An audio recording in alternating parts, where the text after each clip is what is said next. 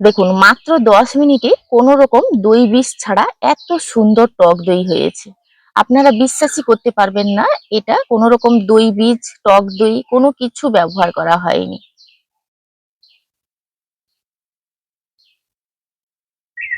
নমস্কার বন্ধুরা, আমার চ্যানেলে আপনাদের সবাইকে স্বাগত। মাত্র 10 মিনিটে আজকে টক দই বানাবো কোনো রকম দই বীজ ছাড়া। চলুন কিভাবে বানাচ্ছি এত সুন্দর টক দই দেখে নেওয়া যাক। টক দইটা বানানোর জন্য একটা কড়াই বসিয়ে আমি এখানে 1 লিটার গরুর দুধ নিয়ে নিচ্ছি।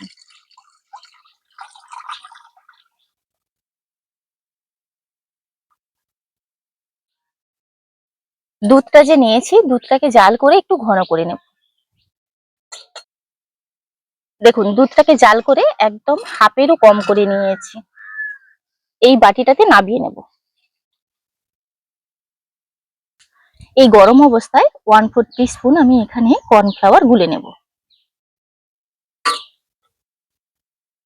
এতে করে দইটা কিন্তু খুব ভালো জমবে।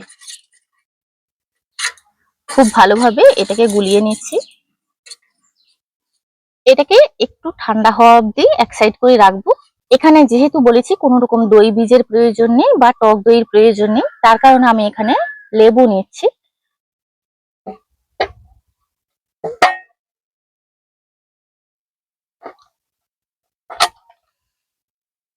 বাটিতে অল্প একটু জল নিয়েছি আর লেবুর রসটা কিন্তু এই জলের মধ্যে সরাসরি নিয়ে নিচ্ছি। একটা ছোট সাইজের লেবু নিয়েছি।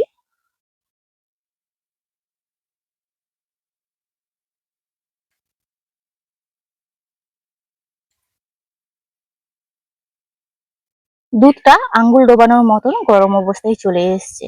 আঙ্গুল ডোবালে 10 সেকেন্ড ডুবিয়ে রাখা যাবে, আবার 10 সেকেন্ড পর মনে হবে যেন খুব গরম লাগছে, এরকমই গরম নিতে হবে। লেবুর রস আর জলটা যে আমি রেখেছিলাম ওটাকে আমি ছেঁকে নিয়ে নিচ্ছি।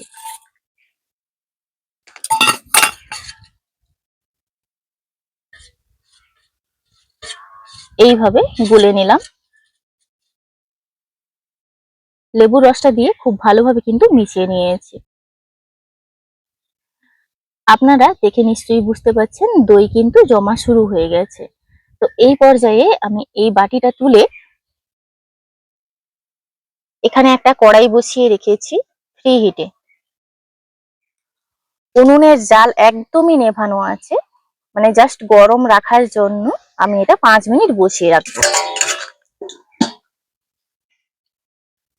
দইটা আমি এইভাবে কিন্তু 5 মিনিট বসিয়ে রেখেছি, একদম নেভানো আছে, শুধু গরম রাখার জন্য কিন্তু আমি এইভাবে বসিয়ে রেখেছি।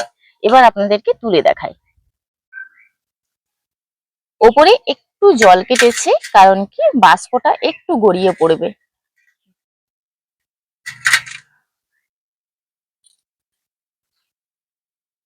উপরে জলটা আমি ফেলে দিচ্ছি।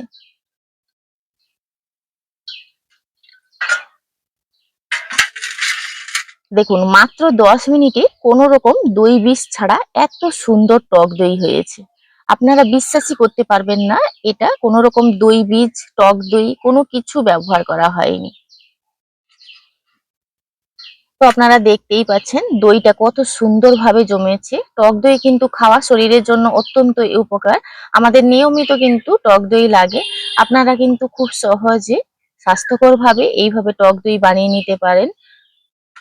আর এটা আপনারা কিন্তু ফ্রিজে রেখে যখন খুশি খেতে পারেন। দেখুন কতটা সুন্দরভাবে জমেছে।